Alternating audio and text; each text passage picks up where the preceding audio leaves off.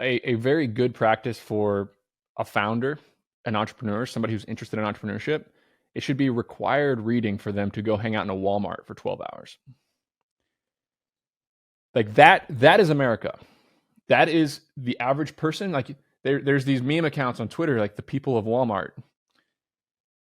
Newsflash, like the average American, the 50th percentile median person American cannot withstand a $500 surprise expense. They don't have anything saved. They rent their home. They're trying to figure out how to put gas in their car. They're trying to figure out how to do enough work at their job and not lose their job and get paid next Friday so they can feed their kids. And we have all these brilliant tech people who, like, they're in a different world.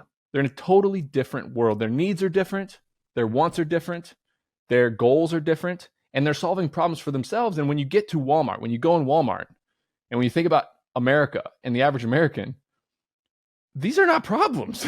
These are not problems for the average person.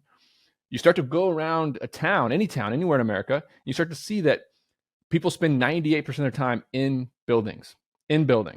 Yet nobody's talking about all the maintenance, building, cleaning, work that's required to keep these buildings inhabitable and remodel them every 10 years.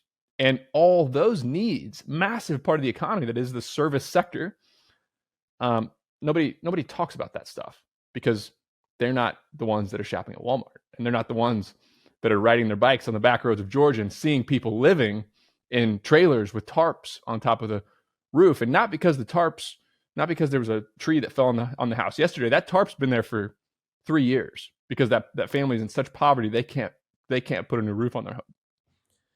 Before you go, we have a new sponsor of the show, recostseg.com.